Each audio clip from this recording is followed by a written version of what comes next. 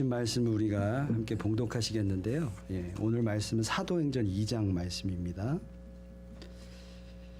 사도행전 2장 41절 42절 말씀 우리가 찾으시겠습니다. 우리 또 오늘 말씀 읽기 전에 우리 8월 달 하나님 우리에게 주신 말씀 우리 주보 뒷면 보시면요.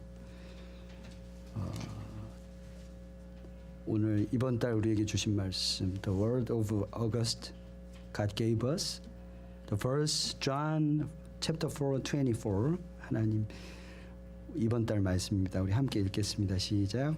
하나님은 영이시니 예배하는 자가 영과 진리로 예배할지니라. God is spirit and those who worship him must worship in spirit and truth.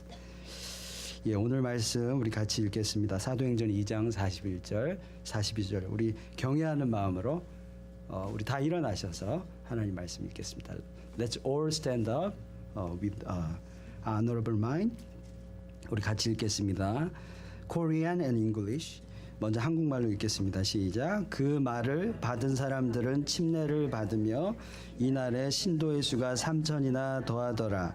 그들이 사도의 가르침을 받아 서로 교제하고 떡을 떼며 오로지 기도하기를 힘쓰니라. Then those who gladly received his word were baptized, and that day about 3,000 souls were added to them.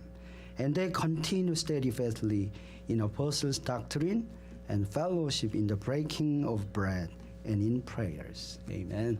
우리 다 앉으시겠습니다. You may be seated. 네, 오늘 설교를 이제 마지막으로 True Worshipper 예배 시리즈를 마무리하고자 합니다. 이제 마지막 말씀을 전하면서 다시 한번 저와 여러분에게 강조하고 싶은 것은 교회는 무엇보다도 예배의 공동체가 되어야 한다라는 사실입니다. 교회의 예배는 무엇보다도 중요합니다. 예배를 통해서 하나님을 만날 수 있기 때문입니다. 예배가 살아야 교회가 살아납니다. 우리 교회는 예배 공동체다. 이 말을 이해하기 위해 우리가 지금 이 모인 교회에 대해서 한번 생각해 보았으면 좋겠습니다. 교회는요, 하나님께서 우리에게 주신 공동체인데 가정을 주셨고요. 그리고 교회를 주셨습니다. 하나님께서 우리에게 선물로 주신 것입니다. 친히 예수님께서 교회 머리가 되시겠다고 말씀하시고 우리에게 필요하니까 선물로 주신 겁니다. 우리 마태복음 16장 18절 후반부에 내가 이 반석 위에 내 교회를 세우리니 음부의 권세가 이기지 못하리라. 예수님이 말씀하셨습니다. 하나님께서 우리에게 주신 선물입니다. 선물은 무엇입니까? 주는 자가 받는 자에게 그 사람에 대해서 생각하면서 그 사람이 필요한 걸 생각하면서 주는 것이 선물입니다. 교회는 주님의 선물입니다. 우리에게 꼭 필요한 것을 생각하시고 우리에게 주셨다라는 겁니다. 왜 우리에게 교회가 필요할까요? 우리는요, 혼자 신앙생활이 불가능한 존재입니다. 다 함께 모여서 주님을 알아가야 하고요. 주님과의 관계가 깊어져야 합니다. 그런 성장이 필요합니다. 공동체 안에서 지체들을 만나고 알아가고 영혼을 품고 하나님의 사랑을 배워가는 곳이 교회입니다. 그리고 우리가 연합하여서 선교하는 것, 주님이 말씀하신 지상 명령을 성취하기 위해서 홀로 하기 힘드니까 모여서 함께 동역하며 하기 위해서 교회를 우리에게 선물로 주셨습니다. 오늘 말씀은요, 예수님이 부활하셨습니다. 그리고 사도들에게 성령이 임할 것이라고 말씀하시고 후에 사도 베드로가 설교를 합니다. 그 후에 일어난 사건을 오늘 우리에게 소개하고 있습니다. 베드로가 전한 설교를 듣기 위해 각기 많은 사람들이 예루살렘으로 모였습니다. 그들이 모였을 때 설교를 듣고 말씀을 듣고 가슴이 찔렸습니다. 침례를 받았습니다. 예수님의 약속하신 성령이 함께하기 시작합니다. 놀라운 역사가 일어났습니다. 이들은 3,000이 넘는 숫자였습니다. 이것이 바로 초대교회의 시작이 되겠습니다. 예루살렘 교회의 시작입니다. 그들은 하나님 말씀 듣는 것에 생명을 걸었습니다. 자신의 소유를 지체들과 나누었습니다. 함께 기도하는 공동체가 되었습니다. 이것이 초대교회의 모습이자 우리 교회의 모습입니다. 이렇게 성령의 역사가 교회를 통해 일어났습니다. 교회를 통해 일어났습니다. 그래서 저는요, 교회가 이 시대의 유일한 소망이라고 믿습니다. 이 시대의 소망이 교회입니다. 요즘 교회가 세속화되고 부패되어 안타까운 소식, 세상의 신뢰를 잃어가는 이야기를 듣습니다. 하지만 중요한 거는요, 예수님이 우리에게 교회를 주셨다라는 사실이에요. 교회가 우리에게 필요하니까. 그렇기 때문에 우리가 꼭 경계해야 될 것이 있습니다. 부패됐으니까, 썩어가니까, 세속주의에 물들었으니까 교회가 더 필요 없다라는 생각이에요. 바로 무교회주의입니다. 2007년에 미국에 센세이션을 일으켰던 한 교회가 있습니다. 라이프 처치라고요. 패스터 크랙이라는 목사님이 심우하신 교회였습니다. 2007년도에 이 교회는 미국에서 가장 크기로 두 번째로 알려진 교회입니다. 24곳의 캠퍼스가 있었습니다. 가장 영향력이 있는 교회 다섯 번째를 차지했습니다. 가장 혁신적인 교회 1위였습니다. 그런데요, 크랙 목사님이 그에 져서 목사로 사는 것, Confession of a Pastor라는 책에서 솔직하게 고백을 하셨어요. 이 혁신적인 교회, 이 정말 가장 큰 교회, 그 교회가 어떤 예배를 드렸냐면요, 인터넷 월십을 드렸습니다. 그러니까 교회에 오기 힘드니까 성도들이 각기 처소에서 예배를 드려라. 인터넷 방송을 내걸고 헌금을 인터넷을 통해서 온라인으로 받았습니다. 혁신적인 교회였죠. 사람들이 몰려들기 시작했고 헌금하기 시작했습니다. 근데요, Confession of a Pastor 이 책에서 그는 고백하였습니다. 이 사역은 실패한 사역이었다 라고 고백합니다. 사람들이 모였지만요, 금방 사그라들었어요. 은혜가 없었기 때문이죠. 교제할 지체가 없었기 때문이죠. 만날 사람, 형제 자매가 없었기 때문이죠. 교회가 중요합니다. 공동체가 중요하다는 사실을 우리에게 알려주고 있습니다. 우리는 누구나 믿는 자라면 교회에 속해야 된다는 사실입니다. 왜냐하면 이 공동체, 이 교회를 통해서 우리가 자라나게 되니까요. 제자리에 머물지 않고 썩지 않기 때문에 교회가 필요합니다. 그래서요, 우리 교회는 새가족 교육, 처음 오시면 새가족 교육을 받습니다. 멤버가 되어야 한다라는 거죠. 그래서 가족이 되고 지체가 되어야 한다라는 겁니다. 자, 교회의 중요성에 대해서 제가 말씀드렸습니다. 이제 온전한 교회로 성장하기 위해 우리에게 필요한 게 뭘까요? 제가 계속해서 말씀드렸죠. 이 교회로서 우리에게 필요한 건 우리가 예배 공동체가 되는 겁니다. 왜냐하면 이 예배는요, 하나님만을 바라보는 것이고, 이 예배를 통해 예수님이 교회의 주인 되시는 거고 머리 되시는 거기 때문입니다. 오늘 말씀은 특별히 초대교회가 어떠한 모습으로 시작됐는지를 우리에게 알려주고 있습니다. 이제 초대교회의 모습을 보면서, 오늘 말씀을 보면서 어떻게 우리 교회가 건강한 예배 공동체가 될 수 있는지 한번 생각해 봤으면 좋겠습니다. 첫째로요, 어떻게 예배 공동체가 우리가 될 수 있는지. 첫째, 거듭난 자들이 모이는 공동체가 되어야 합니다. 오늘 41절을 다시 보시면, 이 말을 받은 사람들은 침례를 받으며 이날의 신도의 수가 3,000이나 더하더라, 이렇게 말합니다. 교회의 모범이 되는 초대교회의 성도들은 어떤 자들이었나요? 그들은요, 침례 받은 자들이었습니다. 침례는 뭔가요? 다시 거듭났다라는 것을 경험하고 나서 예수 그리스도를 이제는 내가 주인이 아니라 주님이 주인이라고 고백하는 것이 침례 의식입니다. 우리 교회는요, 적어도 1년 정도, 한 번 정도, 1년에 한 번 정도, 혹은 때때로 필요할 때마다 침례식을 가질 예정입니다. 9월 2일에도 우리가 침례식을 가질 예정인데, 침례식은요, 예수 그리스도의 보혈로 내가 다시 태어났다라는 것을 고백하는 의식입니다. 어찌 보면 의식이기 때문에 우리에게 필요 없을 수도 있습니다. 침례 받았다는 것 자체로 내가 거듭났다라는 것을 증명할 수는 없습니다. 하지만 침례 받는 자들은 침례를 통해서 하나님 앞에, 그리고 지체들 앞에 선포하는 겁니다. 나는 이제 죽었다. 나의 옛 자아는 죽었다. 이제 예수 그리스도로 나는 다시 태어났다라고 하나님 앞에, 성도들 앞에 선포하는 겁니다. 그래서 침례식이 필요한 겁니다. 우리는 그리스도의 보혈로 침례를 받음으로써 예수님이 우리를 위해 죽으셨고 이제는 우리 자신이 주인 되어 사는 삶이 아니라 이제는 나의 주인은 예수님이다 라고 선포하고, 그리고 앞으로 나의 삶을 인도하시도록 그렇게 맡겨드리는 겁니다. 우리에게 특별한 은혜가 있습니다. 이 은혜는요, 천사도 경험할 수 없는 은혜입니다. 그게 뭔지 아십니까? 그것은 바로 다시 태어남의 은혜입니다. Born again grace. 그게 특별한 우리의 은혜입니다. 천사는 그것을 경험할 수 없어요.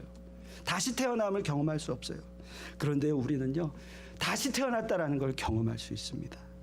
이 은혜를 정말 우리 가슴속 깊이 누리시는 저와 여러분이 되었으면 좋겠습니다. 요한복음 4장 24절에 예수님이 예배에 대해서 이렇게 얘기하십니다. 하나님은 영이시니 예배하는 자가 영과 진리로 예배할지니라. 여기서 영이 뭘까요? 영이 이제 4장 전에 3장부터 영에 대해서 뜻을 알아보면 전체 컨텍스트를 보면요, 이 영은요, 예수 그리스도를 만난 거듭난 영입니다. 우리는 다 영적인 존재죠. 여기서의 영은 예수님을 만난 영입니다. Born again spirit입니다. 거듭난 영들이, 예수님이 얘기하시죠. 거듭난 영들이 예배한다라고 얘기하고 계십니다. 그렇다고 해서 거듭남이 없는 자들은 예배에 올 수 없다, 그 뜻은 아닙니다.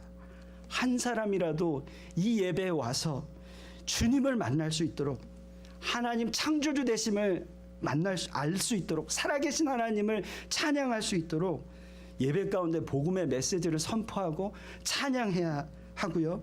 그래서 그들의 영혼이 구원받을 수 있도록 우리는 예배를 통해서 그들을 초청해야 합니다. 다 함께 거듭남의 축복이 있는 그런 예배를 드리시는 저와 여러분이 되었으면 좋겠습니다. 둘째로 진정한 예배 공동체 되기 위해, 두 번째는요, 예배에 생명을 내거는 공동체가 되는 겁니다. 생명을 내거는. 자, 41절 후반부에 이렇게 이야기합니다. 그들이 사도의 가르침을 받아. They continue steadfast in the apostle doctrine. 자, 초대교회 성도들은 사도의 가르침을 받았습니다. 이 사도의 가르침은 인간적인 지식이 아니었습니다. 하나님의 종인 사도들을 통해서 전해받은 하나님의 말씀이었습니다. 그들은 하나님의 말씀을 듣기 위해 목숨도 걸었습니다. 초대교회의 역사를 보면요, 그들은 계속되는 핍박 가운데 그 말씀 듣기 위해 생명을 내걸었습니다. 계속해서 말씀 듣고 묵상하고 연구하고 외웠습니다. 그들은 베드로의 설교를 듣고요, 마음에 찔려 사도들에게 되묻고 있습니다. 우리 사도행전 2장 37절 후반부에 보면 하나님의 말씀을 들었어요. 이들이 가슴 떨리는 마음으로 이렇게 얘기합니다. 사도들에게, 형제들아, 우리가 어찌 할꼬? 심령의 터치를 받았습니다. 하나님의 그 말씀의 역사에 마음이 흔들린 거죠. 하나님의 말씀은 무엇입니까? 히브리서 4장 12절에 하나님의 말씀 이렇게 얘기합니다. 하나님의 말씀은 살아있고 활력이 있어 좌우의 날선 어떤 검보다 예리하여 혼과 영과 및 골수, 관절과 골수를 찔러 쪼개기까지 하며 또 마음의 생각과 뜻을 판단하나니. 여러분, 하나님 말씀 살아계 있습니다. 활력이 있습니다. 좌우의 날선 어떤 검보다 예리합니다. 우리의 혼, 영, 관절, 골수를 쪼개기까지 하며 우리의 마음의 생각과 뜻을 판단하십니다. 이 놀라운 역사, 말씀의 역사는 지금도 진행형입니다. 이것을 믿으시고 붙드시는 저와 여러분 되길 바랍니다. 아까 본 우리 요한복음 4장 24절에 예수님은 영과 진리로 예배한다고 말씀하셨는데, 여기서 진리는 뭘까요? 진리는 단연코 하나님의 말씀입니다. 우린 예배를 통해 하나님의 말씀을 듣습니다. 그래서 예배 공동체는 바로 말씀 공동체라는 사실입니다. 자, 세 번째, 교회가 진정으로 예배 공동체가 되기 위해 세 번째는요, 기도하는 공동체가 되어야 합니다. 초대교회는 하나님의 말씀을 듣고 자신의 것을 다 나눌 만큼 지체들을 사랑했고요, 또한 마지막 22절 후반부에 기도하기 힘썼습니다. 42절 후반부에 오로지 기도하기를 힘쓰니라. 그들의 모습이었습니다. 그들은 늘 기도했습니다. 사도행전 1장부터 보면 예수님 감람산에서 승천하신 후 120여 명의 무리들이 몰려와서 한 다락방에 모여서 주님의 약속하신 성령을 기다리면서 뜨겁게 기도하기 시작합니다. 그것이 초대교회의 모습입니다. 열흘 동안 그들은 뜨겁게 기도하고 성령이 역사하고 강림하여 충만한 역사를 경험하고 베드로의 설교를 들으며 3,000명, 5,000명이 회개하고 구원받는 부흥의 역사를 시작했습니다. 예배 때 기도는 너무 중요합니다. 왜냐하면 기도를 통해 우리는 하나님을 만나기 때문입니다. 우리 간절히 기도해야 합니다. 기도는요, 우리의 생각을 내려놓고요, 하나님의 우리 삶 가운데 임하시도록, 교회 가운데 역사하시도록 맡겨드리는 것이 기도입니다. 뉴욕의 브루클린 태버너클 교회라고 있습니다. 그 교회를 심무하시는 짐 산발라 목사님, 푸른 믿음, Fresh Faith라는 책을 제가 지난주에 보았는데요. 그 책을 보면서 교회 속에 놀라운 예배의 축복, 교회 속에 역사하셨던 예배의 축복을 제가 보고 깨닫는 시간을 가졌습니다. 그 교회의 아밀라라는 한 자매의 그 예배를 통해 변화된 그 이야기를 소개하며 제가 말씀을 마치고자 합니다.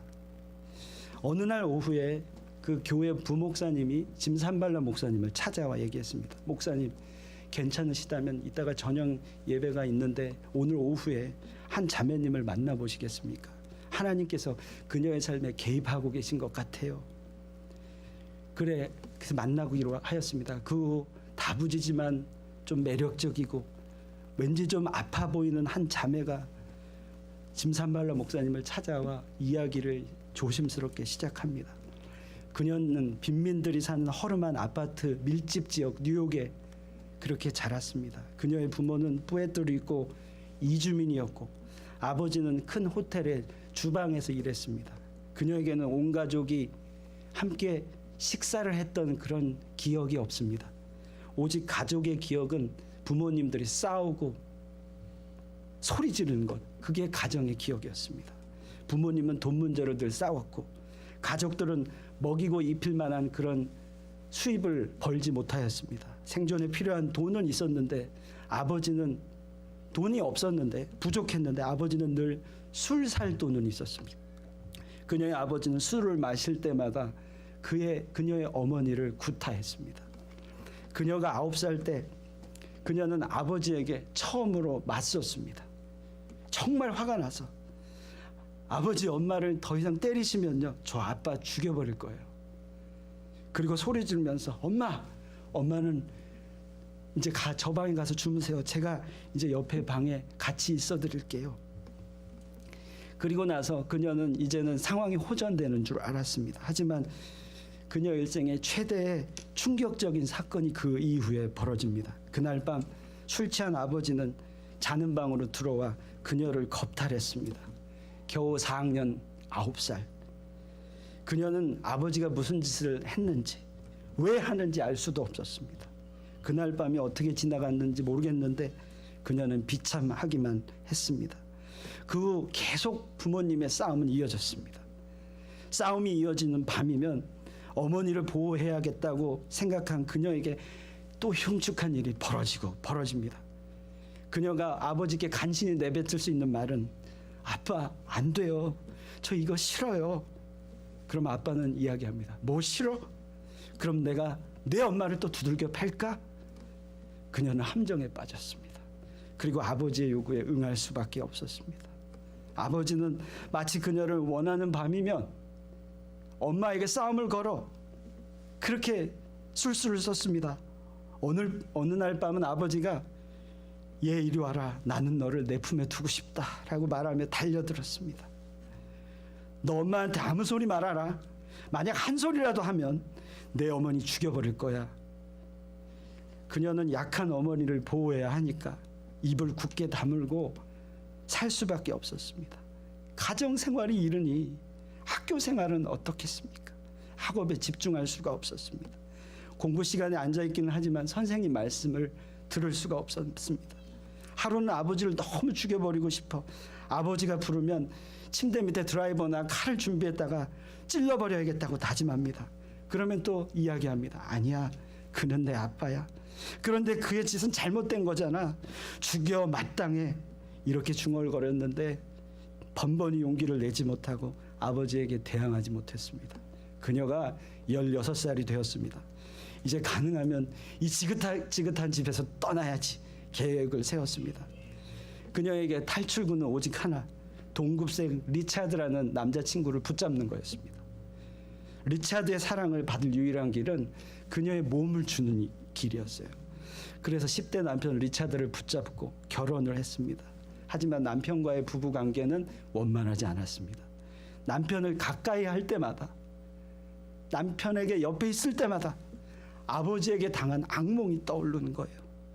남편은 그녀에게 설상가상으로 마약을 가르쳤습니다. 처음에는 냄새 맡는 정도였는데 마약을 하며 모든 염려를 잊게 해줄 거라는 이야기 듣고 점점 조금씩 마약에 빠져들어갑니다.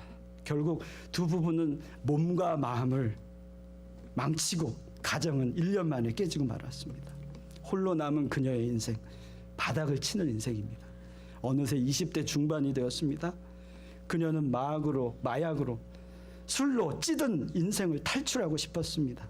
안정적인 직장을 찾으면 되겠다. 그런데 결국 그녀가 찾은 건 술집에서 일하는 거였습니다. 술이라면 지긋지긋한데 또 그 일을 하게 될 수밖에 없었죠. 일하는 술집에서 그 중앙에 작은 무대가 있는데 알고 보니까 그 작은 무대는 여자가 우통을 다 벗고 춤추는 곳이었습니다. 손님 중 호감을 가진 어떤 손님은 당신도 저기 올라가서 춤추면 돈을 많이 벌 거야 라고 말합니다. 춤을 추는 일은 급여 외에 더 많은 돈을 벌 수 있는 방법이었습니다. 그녀는 주인에게 얘기해서 춤추는 일로 바꿔달라고 요청합니다. 춤추는 일을 시작했습니다. 소득은 많았습니다. 하지만 무대로 올라가 춤을 추는데 너무 긴장되고 수치스러워 그녀가 또 선택했던 건 마약이었습니다. 어느 날 춤을 추다가 기절을 하고 말았습니다. 술을 많이 마셨기 때문인가 했는데 알고 보니까 임신을 한 거예요. 이전에도 여러 번 임신한 일이 있었지만 계속 일해야 되기 때문에 유산했는데 이번에는 좀 남편과 2년 전에 만난 새로운 남편과 아이를 낳고 좀 사람답게 살고 싶었던 거예요. 그래서 아이를 낳았습니다. 그런데 남편은요, 아이를 부양할 능력이 없고 자신이 없어 도망가고 말았습니다. 그녀와 아이가 남은 상황이 되었습니다. 그야말로 최악의 상태가 계속 반복됩니다. 정맥을 끊던지 강에 뛰어들든지 어느 날 정말 결단하고 면도날을 꺼내 손목을 그었는데 피가 흘렀는데 목숨을 끊을 만하게 깊게 긋지를 못했습니다. 그녀는 하늘을 보고 원망했습니다. 하나님, 당신 저 왜 이렇게 살아야 되는 거예요? 어쩌다 제 인생이 이런 인생이 되었죠? 이거 모두 당신 책임입니다. 그렇게 원망합니다. 한편 그녀는 여동생이 있었는데 여동생의 남편은 과거의 엉망으로 살다가 크리스찬이 되었습니다. 동생도 크리스찬이 되었습니다. 그녀의 제부는 그녀를 교회에 초대했습니다. 이상하리만큼 여동생 제부와 여동생은 크리스찬이 되고 나서 웃음에 너무 밝은 미소가 있는 거예요. 만족한 얼굴로 살아가는 거예요. 그녀는 그 두 사람의 변화가 너무 궁금해서 그 초대에 응했습니다. 교회에 갔는데 짐 산발라 목사님이 강단에 나오셔서 하나님의 사랑에 대해서 선포하기 시작합니다. 여러분의 과거가 어떻든지 하나님은 당신을 사랑하십니다. 하나님은 당신을 용서하십니다. 지나간 생애를 덮으시는 분이십니다. 말씀을 듣고 강인한 그녀, 겉으로는 강인한 척하는 그녀, 내면은 하염없이 요동치기 시작합니다. 주체할 수 없는 눈물이 흘러내리기 시작하고 목사님이 회중을 앞으로 초청하기 시작할 때 그녀는 앞으로 나갔고 누군가가 그녀를 위해 기도해 주었습니다. 그 후 부목사님이 그녀에게 연락을 했습니다. 이제 당신의 인생을 하나님께 맡기시겠습니까? 아직 저는 그럴 준비가 안 된 것 같은데요. 그 또 교회에 나갔는데 짐 산발라 목사님이 하나님의 평강이라는 설교를 전하십니다. 부목사님이 이번에는 한번 짐 산발라 목사님 만나보시겠냐고 그랬더니 그녀가 답합니다. 글쎄 그럴 필요가 있을까요? 이렇게 답은 했는데 만나고 싶은 마음이 생겼습니다. 그래서 이렇게 짐 목사님을 찾아온 거예요. 그녀의 이야기를 들으면서 짐 목사님은 눈물이 하염없이 흘렀습니다. 너무 그 아픔이 느껴져 잠시 두 사람이 침묵이 이어졌습니다. 그녀의 인생은 혼자만의 인생이 아니라 서너 사람의 인생을 거듭 산 것 같은 그 느낌이 깨달아지고 하나하나 들으면서 끔찍한 것에 가슴 아파했습니다. 진 목사님이 시계를 보는데 이제 곧 저녁 예배가 시작할 시간이에요. 그 순간 그는 어떻게 해야 할지 깨달았습니다. 그녀에게 얘기합니다. 아밀라, 이제 저녁 예배가 시작됩니다. 우리 같이 들어가서 하나님께 능력을 베풀어 달라고 기도합시다. 예수 그리스도는 당신을 깨끗게 하시고 하나님이 원하시는 사람으로 변화시키시는 분이십니다. 그리스도가 아밀라 당신을 구원하시고 변화시키길 진정 원하십니까? 그러면 지금 나와 함께 들어갑시다. 온 회중이 당신을 위해서 기도할 것입니다. 그리고 같이 들어갔어요. 진 목사님이 마이크를 짚고 회중 앞에서 하나님께서 오늘 특별한 사람을 우리 가운데 보내주셨다고 말합니다. 아밀라 그녀가 회중 앞에 섰습니다. 진 목사님은 회중에게 그녀의 이야기를 이야기하지 않았어요. 단지 그녀가 지금 이 자매가 위기에 봉착했으며 지금 이 순간 그리스도를 구주로 영접하기를 원한다라고 했습니다. 그리고 진 목사님은 자비의 아버지시요 모든 위로의 하나님이라는 주제로 말씀을 전했습니다. 집으로 그녀가 돌아와 그녀의 어머니에게 말했습니다. 엄마, 오늘 밤 제가 무슨 일이 있었는지 아세요? 제 마음을 예수 그리스도께 드렸고요. 저는 구원받았어요. 그분이 나를 깨끗게 씻으셨어요. 저 이제 바뀌었습니다. 그날 밤 그녀는요, 난생 처음으로 잘 잤습니다. 깨끗이 씻음을 받을 수 있었습니다. 누가요? 누가 그렇게 하셨죠? 예수님께서 그렇게 하셨습니다. 변화시켰습니다. 이젠 악몽도 마약도 자학도 낙심도 사라진 거예요. 사랑하는 성도 여러분, 저는 지난 금요일과 토요일 날 이 이야기를 보면서 한 분 한 분 우리에게 있었던 그 누구도 이해할 수 없는 그 아픔의 이야기를 떠올리며 제가 들었던 이야기를 떠올리며 가슴 아파했습니다. 다 알게 모르게 어그러진 우리 이민자의 삶 돌아보았습니다. 얼마나 아프십니까? 얼마나 고통스러우십니까? 그런 생각하면서 제가 울면서 주님의 마음을 보았습니다. 그러면서 제가 감사를 드렸습니다. 왜요? 주님이 아직 계시니까. 우리에게 주님이 계시니까. 주님이 우리의 소망이시니까. 그래서 전 지금 몹시 가슴이 뜁니다. 예배를 드리며 우리 선한 목자교회 교우들이 이런 회복이 있을 거란 생각을 하니까 가슴이 뛰는 거예요. 아들람 굴에 우리가 모였는데요. 주님을 예배하기 시작했는데요. 12년 전에 우리 교회가 세워졌잖아요. 주님은 우리 한 사람 한 사람을 회복시키실 것이라는 거죠. 능력의 삶을 살 거라는 거죠. 그러니까 우리 이제 하나님만 바라보십시다. 하나님만 예배합시다. 예배를 사모하십시다. 주일 예배, 수요 예배, 우리가 갖고 있는 예배가 있어요. 그때 하나님의 말씀을 붙드십시다. 여러분 믿으십시오. 한 여인 아밀라는 오직 예수 그리스도의 보혈의 피로 변화받았습니다. 우리도 그렇게 변화될 것입니다. 왜요? 하나님 살아계시기 때문에. 우리 주신 말씀 기억하면서 함께 찬양했으면 좋겠습니다. 하나님이 우리에게 말씀하시는 것, 너는 두려워 말라. 내가 너를 도와주리라. 내가 너와 함께함이라. 내가 너를 지명하여 불렀나니 너는 내 것이라. You are the precious and honor in my sight. You are mine. 이렇게 얘기하십니다. 그 하나님의 음성 듣는 시간 되었으면 좋겠습니다.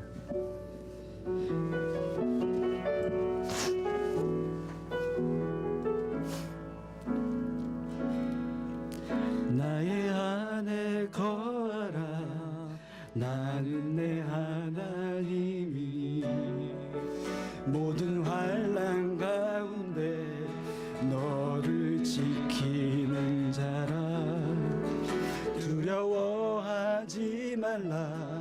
내가 널 도와주리니 놀라지 말라 내 손 잡아주리라. 다시 찬양합시다. 나의 안에 거하라 나의 안에 거하라 나는 내 하나님이니 모든 환난 가운데 너를 지키는 자라 두려워하지 말라 내가 널 도와주리니 놀라지 말라 내 손 잡아주리라